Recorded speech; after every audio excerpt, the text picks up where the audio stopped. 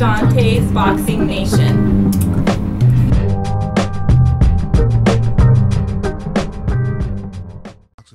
And let me tell you something right now. If you guys are looking for the best fragrance products in the world, you need to go to ashkicking.com. That is ashkicking.com. Keep your home smelling fresh and clean with Ash Kicking fragrance products. Treat your skin and hair with Ash Kicking all-natural health and beauty products. Everything you need to create a comfortable home living environment and create a comfortable space for entertaining. The best incense burners in the world, home fragrance products, and health and beauty products, go to ashkicking.com. Brothers and sisters, brothers and sisters, I don't know what this world is coming to.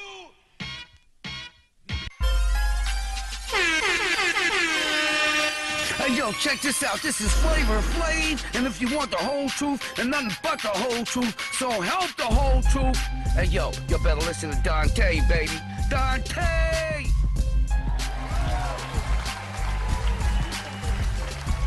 What's going on, y'all? And welcome to another great edition of the Dante's Boxing Nation Radio Show. I am your host, Dante.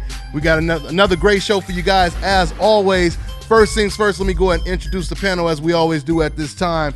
We got my man, Kirk Jackson. He's a boxing writer and a former fighter from BoxingInsider.com. What's going on, Kirk? What's going on, everybody? How you doing? All right. Now, my man Milton, co-host, he's out of town right now for family reasons, so he'll be back next week. So we'll go ahead and get it cracking. Once again, man, shout out to ashkicking.com because they always show Dante's Boxing Nation a whole bunch of love. They sponsor me, so that's what's up, man. Shout out to ashkicking.com. Now, let's go ahead, Kirk, and let's talk about some of this boxing news, man. First, let's go ahead and get it started, man. Congratulations to your man, Terence Crawford, knocking out a previously undefeated two-belt holder. My man Indongo looked really, really good. So the first thing I want to ask you, since I ain't talked to you too much about it, man, let me get your reaction. Did it play out the way you thought it was? Did you thought it would? No, it didn't. I thought Crawford would win the fight. I believe Crawford is going to win every fight that he is in until proven otherwise, because he's proven himself time and time again. But I did not expect him to win in 3 rounds. I mean, yeah. Wow, that was an impressive performance. Absolutely, extremely impressive. Go ahead, Kirk. I was going to say Indongo, too. He came to fight. Like, his reflexes look sharp. I mean, he's listed at 34 years old, but he doesn't look 34. I mean, he looks like he's in tremendous shape. And I was a little worried for Crawford in the beginning because I saw that Indongo was trying to set him up with a hook. But, I mean, Crawford, everything, he was precise with his punches, and he took care of business. Yeah. And, I think it surprised all of us, Kirk. I mean, I thought it was going to be a little bit more competitive. Usually Crawford, he starts off a little slow, but after I seen Crawford land that counter right hook in the first round, I said, oh man, this is a wrap. I said, this is going to be a dominant performance. I still didn't expect him to knock him out that early, but I knew it was going to be a dominant performance. I didn't think it was going to be competitive like the first 4 postal rounds were. I knew, he was going to get him out because Indongo was a little too wide. And not only that, but I was watching Indongo's previous fights before that, and he was looking pretty good. He was throwing a lot of punches. He was throwing a real nice stiff jab, and, his left hand was dangerous. But when he got in the ring with Crawford, you could see that he was a little timid in there. He didn't really want to let his hands go, and as soon as he did let his hands go, Crawford was countering him easy. So, and this is why it's so crazy, Kirk, because after the fight, we're going to talk a whole lot about this, but after the fight, of course, you had what Teddy Atlas said. But then it was something that Bernardo Usana, is it Asana or something like that? But ESPN's reporter, he basically snuck this in. He said to Terence Crawford, he said, a lot of people don't even believe the belts really matter. And Terence Crawford, he responded by saying, belts do matter. I mean, did you notice that? And what do you think about the fact that, when it comes to somebody like a Gennady Golovkin, they would never ask him a question like that. They would never even suggest that him trying to unify all the belts, it doesn't really matter. I mean, just your thoughts on him saying that. It didn't surprise me. It's typical ESPN. I mean, even leading up to this fight, there wasn't much promotion for the fight. especially compared to how they tried to promote Lomachenko in his ESPN headlining event, or when they tried to promote for Pacquiao versus Horn. I mean, they didn't really show Crawford, I think, the just due respect that he deserved, especially if we consider what he was achieving. Or actually, Indongo as well. They were both fighting to unify the division so that there can be one undisputed champion, a feat that has not been done since Bernard Hopkins at middleweight when he defeated Oscar De La Hoya. So, I mean, this was an incredible accomplishment for either Indongo or Crawford. It just so happened Crawford accomplished this, and yeah, they were throwing shots at him with that level of questioning. As you mentioned, as we talked about earlier, they would never ask or question Gennady Golovkin like that. Yeah. They wouldn't do it to Sergey Kovalev. They won't do it to Lomachenko. They wouldn't do it to Manny Pacquiao. It's just that, unfortunately for Crawford, he doesn't have the complexion for protecting. So you know how that goes. Absolutely. And I mean, once again, you know, when it comes to Gennady Golovkin, that's what everyone says. That's the first thing people always say. They always say, oh, he doesn't have to fight Charlo. He doesn't have to fight Danny Jacobs again. He don't have to fight Ward. He don't have to fight none of these guys. Why? Because he wants to unify the belts. You know, and then they start saying stuff like, come on, Dante, you know, how many champions are there right now that have unified belts, et cetera, et cetera. So, I mean, we hear it all the time. But now all of a sudden, now that Terence Crawford wants to unify the belts, now they don't matter. Now they don't matter at all. I mean, but on top of that, not only did Crawford unify the belts, but once again, we have to reiterate, he did it against an undefeated champion who had knocked out a previous champion before, a previous undefeated champion before that in Troyansky. You know, so it really doesn't make any sense. But go ahead, Chris. And also, it took Crawford, what, less than 2 years to unify the division? How long has Gennady Golovkin been a middleweight? Yeah, absolutely. Absolutely. Absolutely. And he's moved up in weight already. He moved up in weight, and he's already talking about moving up to 147, you know, which... To fight Keith Thurman. What's that? You mentioned fighting Keith Thurman as well, so he's also trying to move up and fight the best guy, arguably, in the next division up. So, I mean... Yeah. I don't understand the criticism that he gets. Yeah, absolutely. Absolutely. Hey, so we'll go ahead and take a call. We may have, you know, a shorter show today, guys, but we're going to go ahead and take a call. If you guys want to call in, go ahead and call in. I will announce you guys by your area code. So let's go ahead and take the first call right now. All right. We have 708. What's going on, man? What's your name and where you calling from? Oh, wow, Dante. What's going on? It's Andre out of Chicago, bro. What's going on, Andre? Fantastic. First and foremost, I just want to thank you for your support, man. Support, man, is great. It's wonderful. And it pretty much gives the insider view of what majority of the real fans think of what's going on. As far as what took place yesterday, it was just I was just amazed at the lackluster performance of, you know, the media, you know, as far as the coverage of what took place. It was amazing. I mean, this is a big deal. It's a huge deal of what was going on. Unification going on. We haven't had that since, Usher had a hit. Yeah. So, I just really didn't like that. Other than that, man, congrats to Terence Crawford, bud. Put on a tremendous show. And Dago, 2 teams put it all on the line yesterday, and we got to see a great show. Absolutely, man. Absolutely. And I like how you said that. You know, the lack of performance by the media. I like that, man, because, yeah, they didn't put on the best performance, that's for sure. I mean, I don't think it made a lot of people in the media happy or even fans, you know. I mean, you notice, speaking of that, and thanks for your call, bro, but you notice, once again, to get a big win like that, that's what the decafs claim they like to see. They claim they like to see entertainment, Kirk. They claim they want to see blood and guts. They don't want to see boring stuff. They want to see knockouts. And this is the reason why fighters on the coincidental list, let them tell it, don't get the credit they deserve. And then when you have somebody like Terence Crawford and Errol Spence, you know, getting these knockouts, you don't see them in the comment section anymore. You know what I mean? They just disappear. Go ahead, Kirk. And just to make a brief comparison, just watching Vasil Lomachenko's fight on ESPN, and I'm not trying to, you know, crush his reputation or anything like that, but you had, what's his name, Freddie Roach. He was actually walking away from the fight before the announcement was even announced, or the victor was even announced, and he was disappointed in the fight. He said he lost. He's not a fan of watching that. Yeah. So I mean, he said it was an embarrassing. Guys like, yeah, it's embarrassing. Yeah, that's what he said. And once again, nobody really belabored the point when Freddie Roach did say that. But yeah, hey, but my man 708 Andre, man, once again, thanks for your call. I'm gonna go ahead and let you go and get to the next caller, okay, man? All right, thanks a lot, Dante. All right, appreciate it. Take care, man. My man Andre from Chicago. That's what it is, man. So speaking of Freddie Roach and going back to Teddy Atlas, actually, so try to explain this to me, Kirk.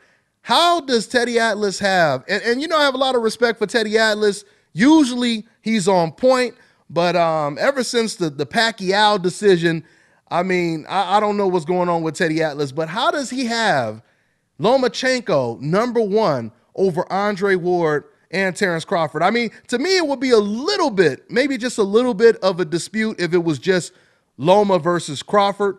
But when you're talking about Loma versus Crawford and Andre Ward, I mean, just speak on that, man. How does he have Loma over those two fighters, Kirk? So when he began speaking on that, I saw on the screen there was a list of his fighters and who he had as the top 5.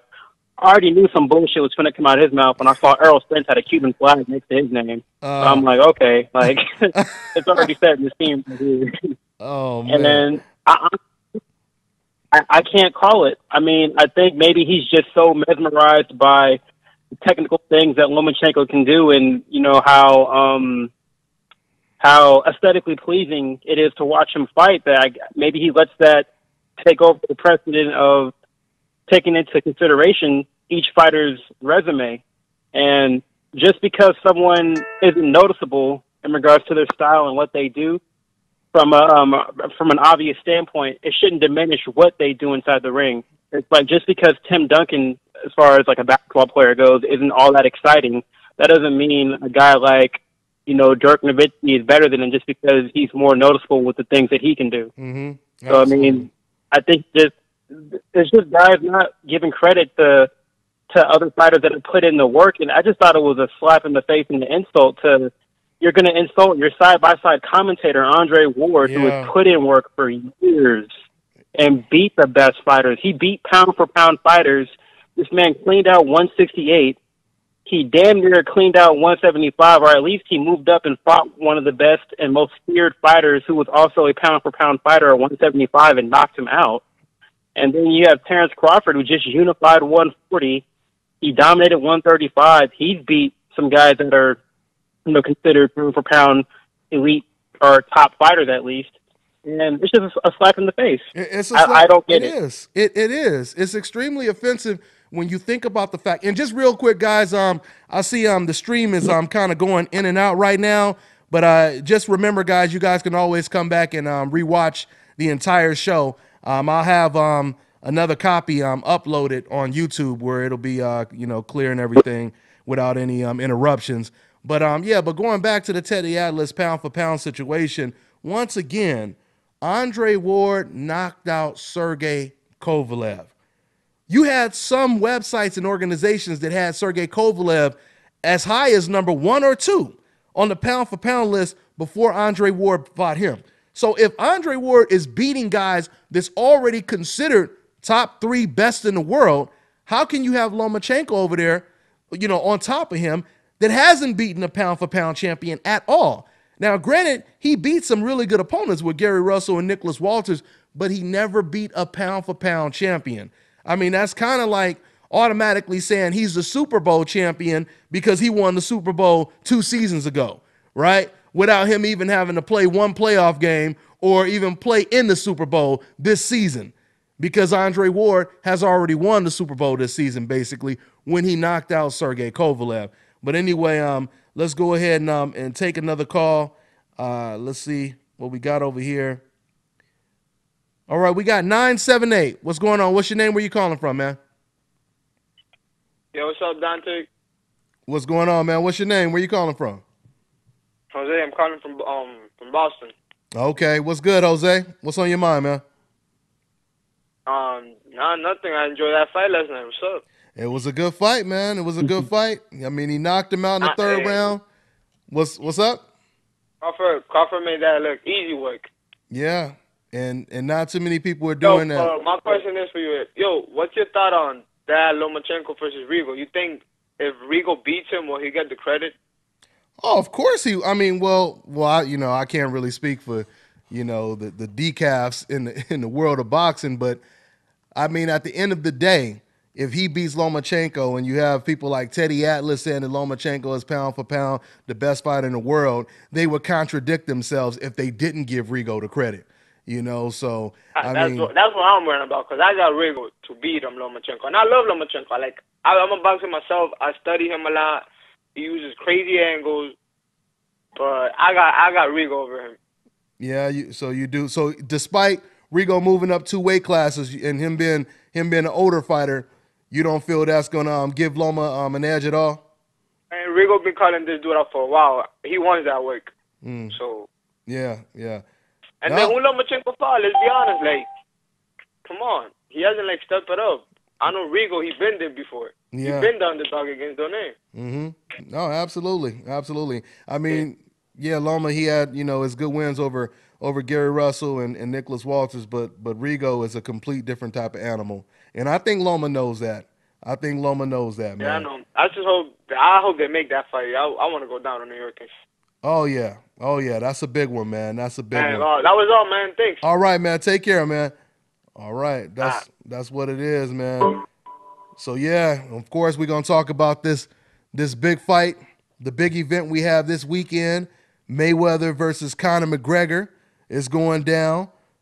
And what's this over here? Okay, yeah, we got Mayweather versus Conor McGregor as well.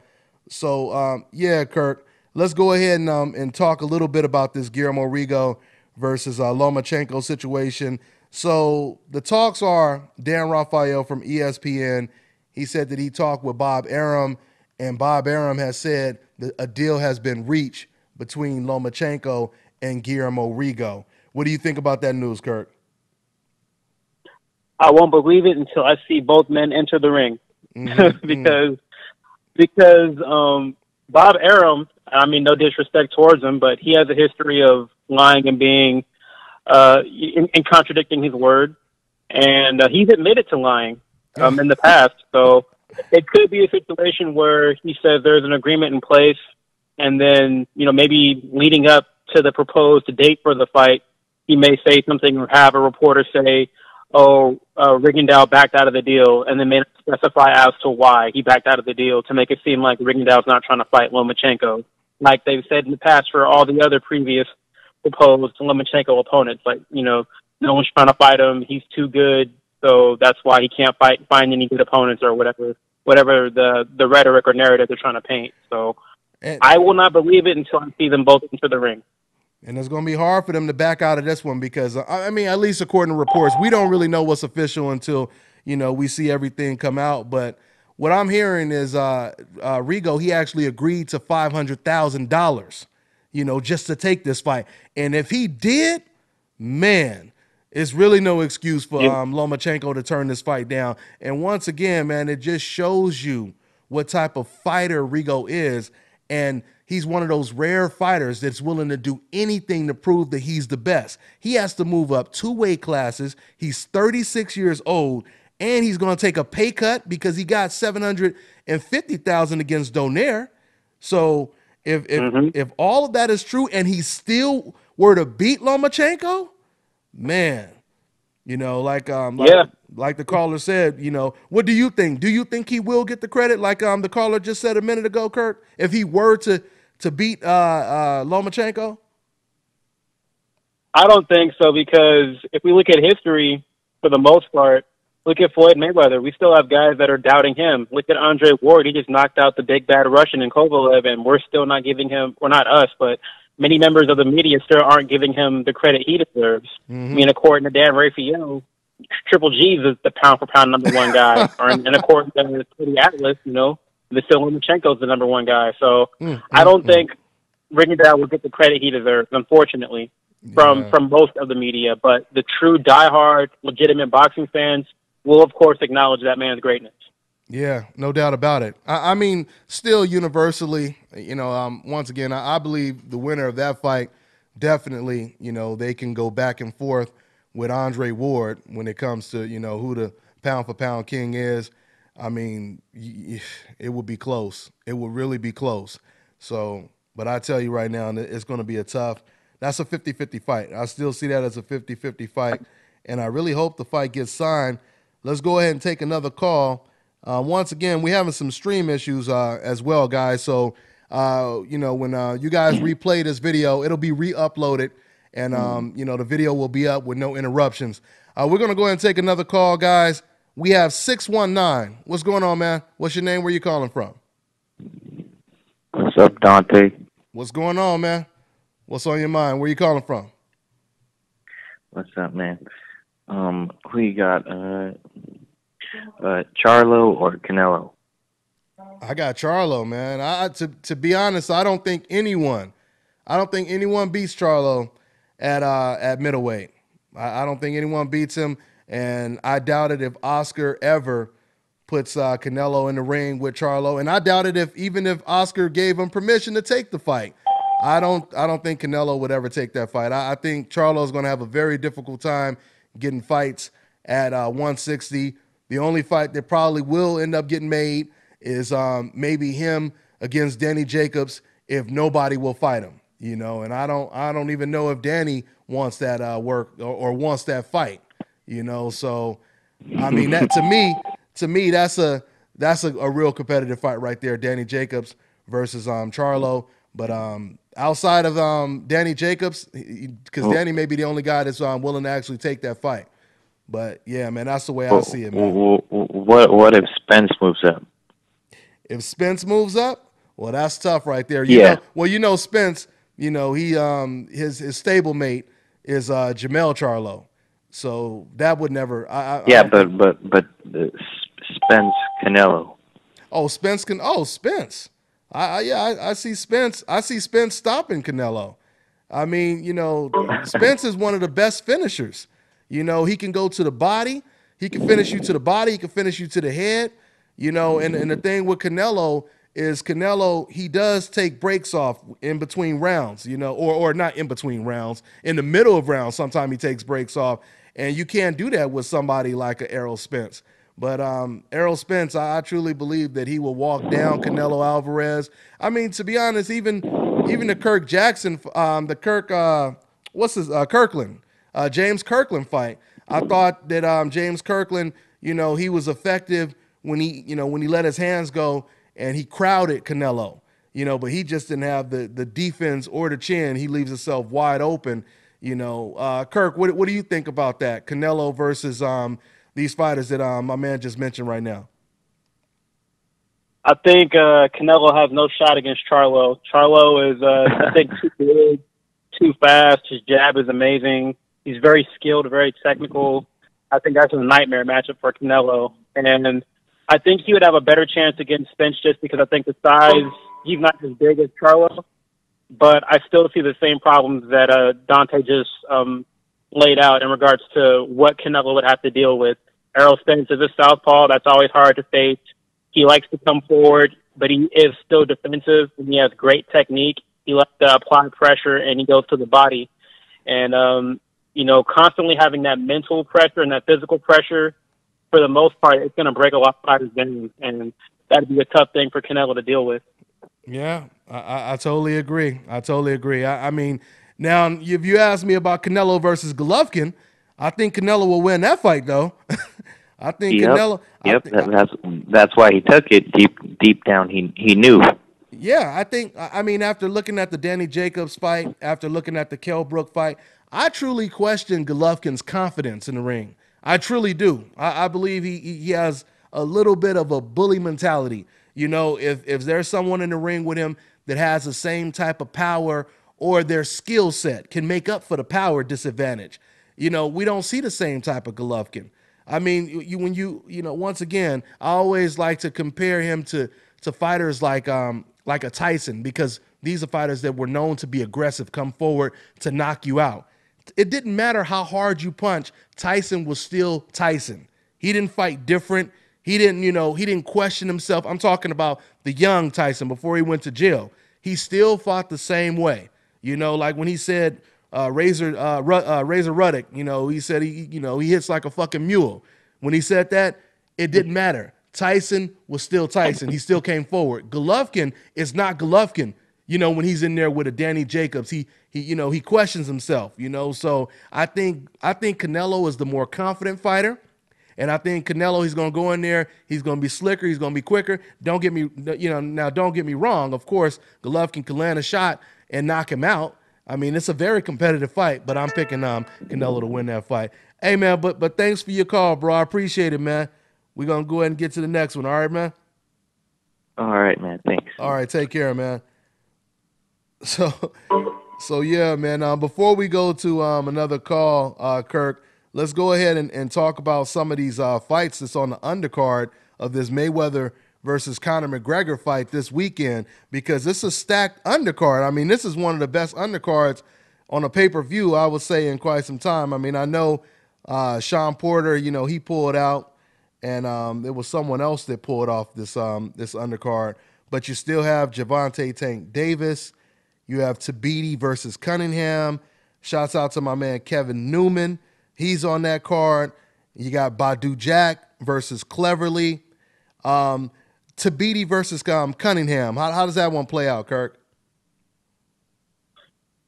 That's going to be a good fight. I'm going to take Tabiti. I think his youth, and I think even though he may lack experience in comparison, I think he's very poised for how he fights. I think he's very poised. He has great speed.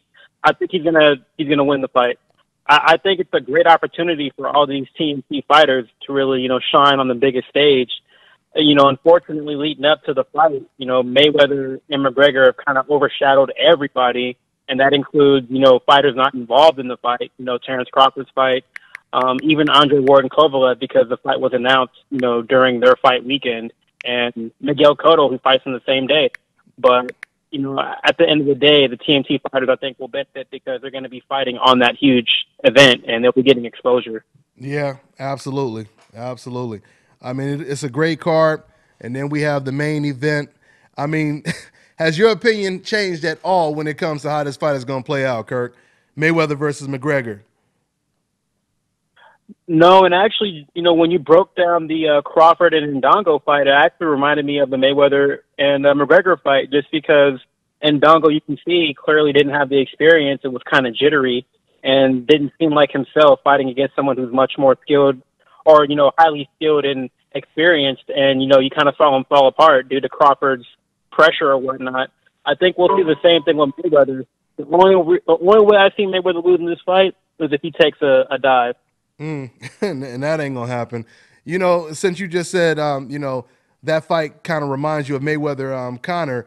The Crawford versus Indongo fight kind of reminded me of Mayweather versus Indo. That's kind of how that's what it reminded me of, man. I mean, you had a long, tall African fighter who had a good jab, who was rangy. Of course, he didn't get murdered with them pull counter right hands like Indo did, Indongo. But that's what it kind of reminded me of. But it was a good fight. It was a real good fight, man. And once again, I mean, anyone to suggest that that Lomachenko is over Andre Ward and Terence Crawford, I mean, those are personal feelings right there. That ain't logic. That's personal feelings, and that's all it is. Once again, guys, the stream is going in and out, so the entire show will be re-uploaded. So you guys will see the show without any interruptions later on. But let's go ahead and take another call. We have 951. What's going on, man? What's your name? Where you calling from? Hey, my name is Frank, calling from Corona, California. Hey, I want to talk a little bit about the ratings, which you mentioned earlier about Teddy Atlas ratings. It's funny. Everybody's giving Lomachenko so much praise, which he deserves, but not on the pound-for-pound list.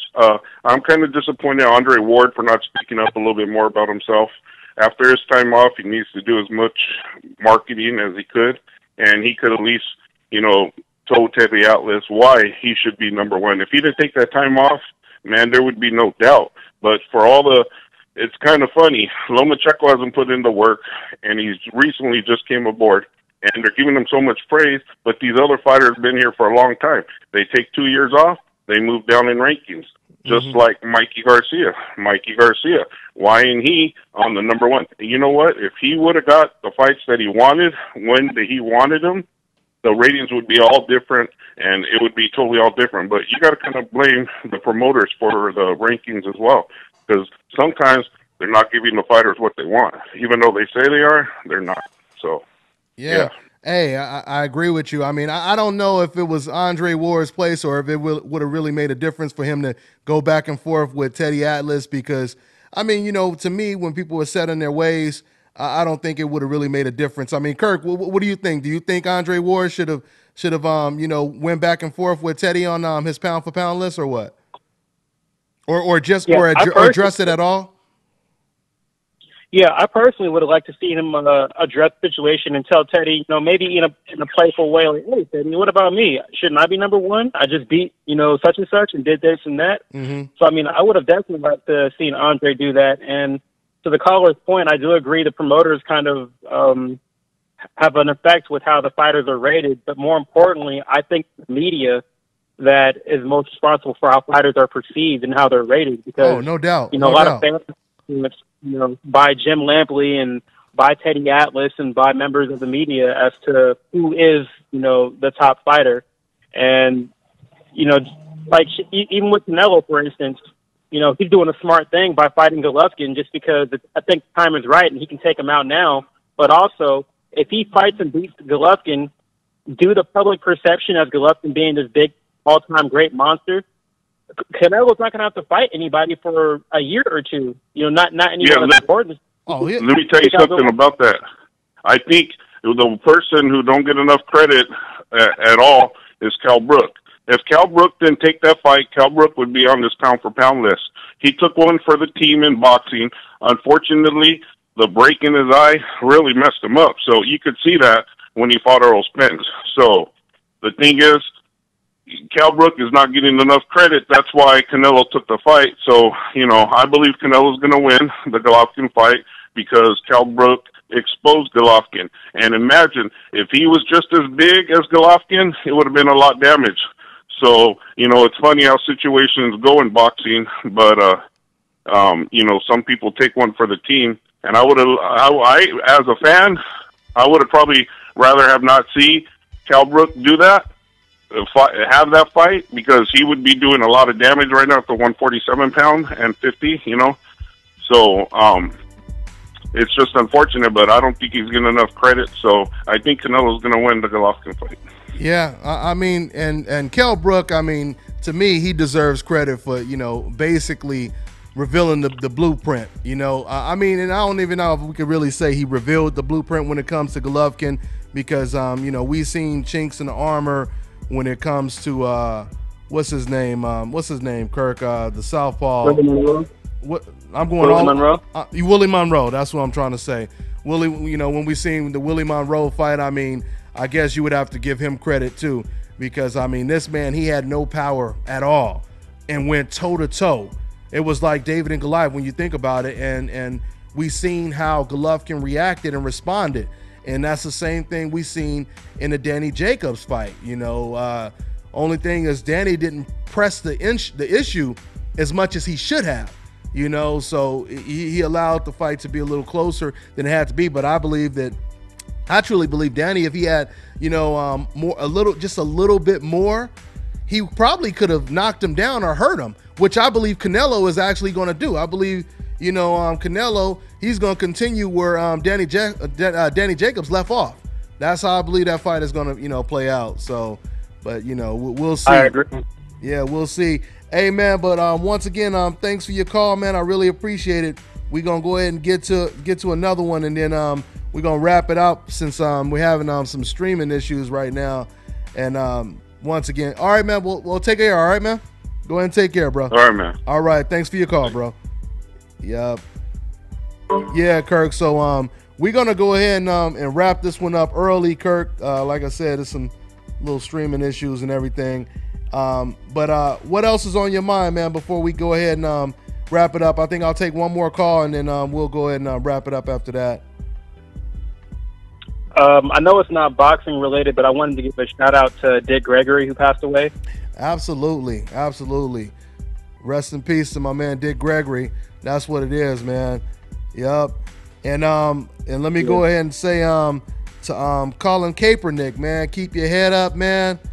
You know, we're gonna do some type of piece on that as well. I have another YouTube channel, but I'll get into that, and we'll talk a little bit more about that situation as well. Yeah, man. So let me go ahead and take. Let me see. Let's see. We're going to take one more call, guys. All right. For everybody else I couldn't get to, we apologize. We'll get to you guys on the next one. All right, guys. But let me go ahead and take one more call. We have 770. What's going on, man? What's your name and where you calling from? What's up, Dante? This is Jalik the leader. I'm calling from Atlanta. What's going on, Jalik? What's on your mind? I appreciate you having me on. At first, I just want to give you a salute for going against the grain, and I be checking your page out all the time, so you be putting the truth out there, and that's a lot of people is afraid to do that. So I salute you for that right there. As far as the Lomachenko fight, the Lomachenko and Rigo fight, I'm definitely, if it's gone, I'm definitely want to book my tickets. I just want to, do you think that, I know you said it's 50-50, but do you think that Rigondeaux can actually get a fair shake? Because I really believe that Rigondeaux is going to beat him pretty easy. But I think with the way Lomachenko throw mad punches, they might give him more credit to what he's really getting, because I think Rigo going to make him miss.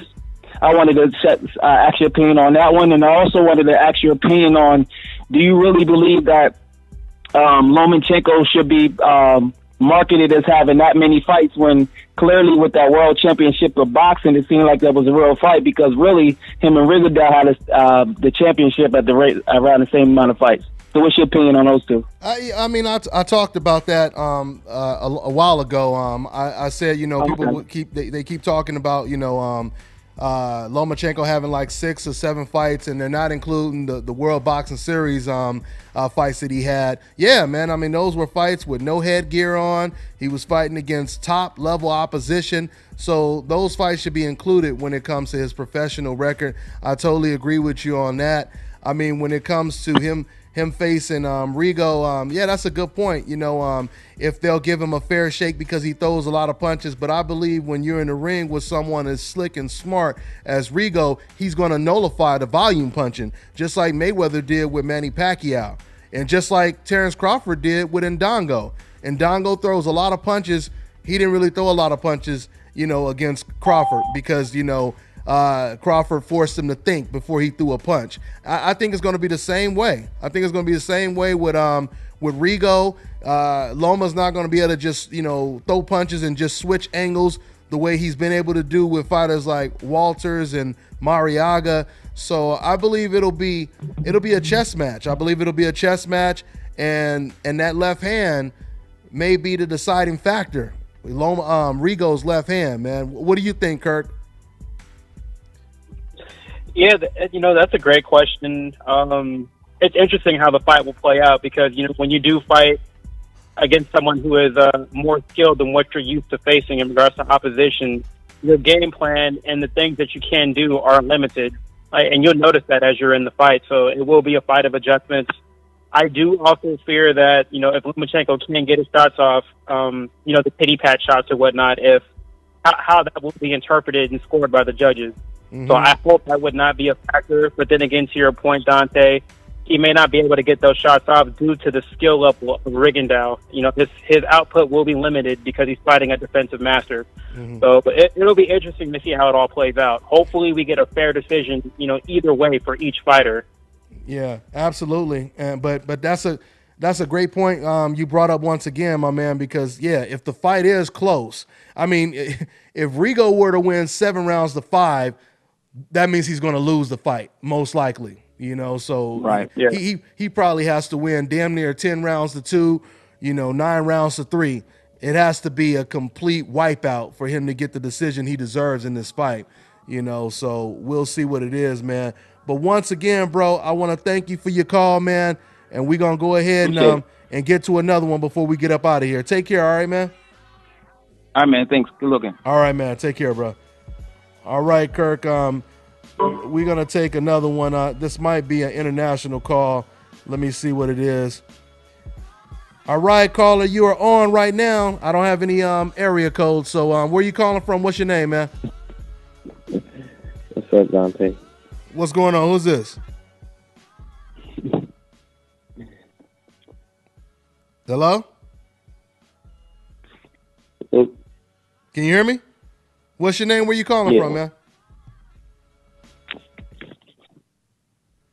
You're going to have to hurry up, man. What's your name? Where you calling from? Can you hear me? Yeah. Where you calling from? I know you ain't calling from down the street. Sound like you far. You sound like you far as hell.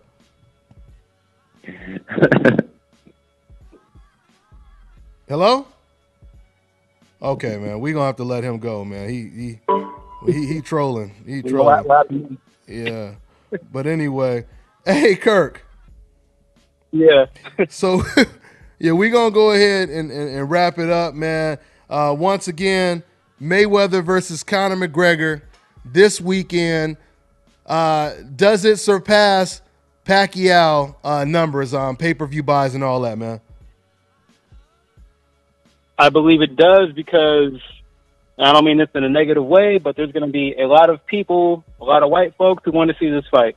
And yeah, that's real talk. That's real. No, that's real talk. I mean, this is.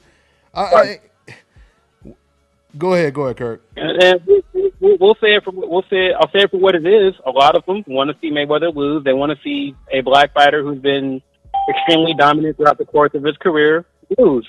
That is the main. That was one of the main selling points for this fight. It's not just MMA versus boxing, but even with that, you know, with MMA or UFC for that rather, there's a certain demographic that's really into that sport, but it's black versus white. We have a lot of stuff going on across the country, you know, in regards to race relations, and I think this fight definitely draws in on that, and that was the main marketing point for the. Yeah, so that's crazy. I'm surprised. Whatever that group is, the hate group, you know, I'm surprised they ain't held Conor. They held Trump.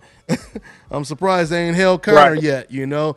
So yeah, man, there's no doubt about it. I mean, this is black versus white. I mean, I talked to somebody and I don't want to, he don't want to put his name out there, but I talked to somebody who was at all the press conferences, and he said, man, Dante, and this dude is not even black. He said, man, Dante, he said they had signs with the N-word. He said, and I'm talking about ER at the end. And he was like, man, he said, I've never seen anything like that. He said, I just, haven't been around that. So it shocked me, man. And he said the hate was just unreal. And when you hear people who's not even black saying this, it's deep, So yeah. So yeah, man, it's black versus white, and that's why it's going to sell. And same thing happened with Larry Holmes versus Cooney. They was talking, Larry Holmes was talking about the hate. He said they drove past his house and shot up his mailbox, and it just got real. Magic Johnson versus Larry Bird. It was a heated rivalry. I'm talking about racially. With the fans, it just completely divided everyone. Well, I won't say it divided. Let's just say it exposed something that was already there, basically. It shined the light on something that was already there, man. So, yeah. But that's why Floyd got to be careful because, it's not just that element, but he's also fighting to surpass Rocky Marciano's record. And, there's a lot of folks who are very touchy about that record. And he has to be careful. I mean, if it goes 12, he might be on the wrong end of a decision. Yeah, and that's a serious result that can happen. Possibility. Yeah, and not only are they sensitive when it comes to that record, but they're sensitive when it comes to Floyd Mayweather beating a white guy who's coming from the UFC. That makes it even worse, and that's why once again it goes back to race relations when it comes to this fight. I mean, that's why when I heard Conor McGregor say in the phone conference, the call conference, basically, he basically said when they asked him the question, what do you think about people saying that there's double standards where, you know, you act like Floyd and you get treated better, et cetera, et cetera. And Conor, he came back and he was like, oh, well, I get treated just as bad. I mean, look at how the boxing world is treating me. But Kirk, the funny thing about him saying that is realistically, the boxing world, they want him to win. That's the reason why they're upset. They're upset because he's in a position where where they feel, you know, he's the underdog. He's at a disadvantage because he doesn't have the experience in boxing. I mean, what do you think about Conor saying that he's treated the same way that Floyd Mayweather is treated? So there can't be any racial double standards. I think he's delusional and he's not really paying attention to what's happening. And I think he's just as guilty as the perpetrators of racism and double standards, because if you don't acknowledge it, I mean, you're just as guilty. And Conor is an intelligent person. He can't be that to not acknowledge that and see that for what it is. So he knows what time it is. And Kirk, the crazy thing is, why is it whenever, you know, somebody like Conor McGregor, whenever he wants to try to, you know, dismiss any, you know, accusations or, you know, any notion of racism towards black people, that's when he tries to say, oh, I can relate to black people because, you know, Irish people, they were oppressed, you know, 50, 100 years ago, whenever, et cetera, et cetera. But they will never use that. They will never use that example to basically say this is wrong what's happening to black people when it comes to double standards, et cetera, because my people been through this and I can tell you this is wrong. Usually when you can relate to someone, isn't that, you know, a reason for you to usually defend a person like that when it comes to them dealing with any type of racial double standards? Exactly. And it's more like he's trying to like, I can't think of the word right now, but he's trying to like look past what our struggle is, basically. Like, well, we went through it too, so I know what it is, but what you're going through ain't really shit. And it's like, nah, that's not the case. And we talking about what's going on today, though. You know, he'll talk about something that happened, you know, 50, 100 years ago. We talking about something that's happening today. So you can't even make the comparison on top of that. You know, but once again, you know, to try to tell someone to shut up, you basically say, oh, we've been through this. But yet you see but see, later on in that interview though, Kirk, later on, he went from saying, oh, it doesn't really exist. Then all of a sudden he started talking like he was feeling guilty. He was like, well, it's not me. You know, that, yeah, there are some people out there that, you know, or you know, looking at this as black versus white on both sides. But he was like, but it's not me and I didn't do it. And all of a sudden he started talking about the comments that he'd been making lately. Nobody had even asked him about that, but he felt that was the time for him to try to once again defend comments that he's made, you know, the dancing monkey comments and all of this. I mean, just ridiculous type stuff. And then it's really annoying too when you hear some of these fans try to defend him. Oh, he wasn't talking about black people when he said monkey. He was talking about, you know, some monkey that was in a movie, et cetera, et cetera, et cetera. Kirk, who thinks Rocky? Come on, man. Like, yeah, I mean, you're smart enough as an adult to understand the implications of saying what you're saying, whether it's in reference to a movie or not. You know the history behind what's going on. If you don't know, Google is your friend. Absolutely. Like, come on. And once again, when you ask any person on the street, you know, what do you think about when you think about Rocky 3? You think about Clubber Lang. You think about Rocky getting knocked out, coming back, avenging his loss. You think about things like this. You could ask 1 million people. How many people will say, oh, you mean the one with the dancing monkeys? Who would even think that way? Only an extreme racist person would think that way. So once again, that's the reason why, you know, this fight, you know, it has a lot of ingredients, you know, the racist element, you know, the racism element, and just the black versus white, you know, UFC versus boxing, everything, the WWE type of promotion, it has everything wrapped into this fight, and it's going to be a hell of a fight. And once again, like you said, Kirk, you know, if it goes 12 rounds, you know, Floyd might win 11 rounds to 1, and they may still give it to Conor. You know, so and the same fans that defended the monkey comments, they're going to defend the decision. We already know what it is. So yeah, Floyd gonna have to cripple the boy. He gonna have to really cripple the boy, you know, to get this W. So, but we'll see, man. We'll be back, guys. Next weekend, we'll be back to do a review on that fight and all the fights on the undercard. Once again, we thank you guys for tuning in, and we will see you guys next week, Sunday. All right, guys, that's all I got for now. We signing out for my man Kirk Jackson. That's what it is. Anything else before we let him go, Kirk? Shout outs to my people at the KO Corner. Keep doing your thing. That's what it is. Y'all heard from my man Kirk Jackson. All right, y'all. We out, y'all. Hi, you're watching DONTAE'S Boxing Nation. Woo!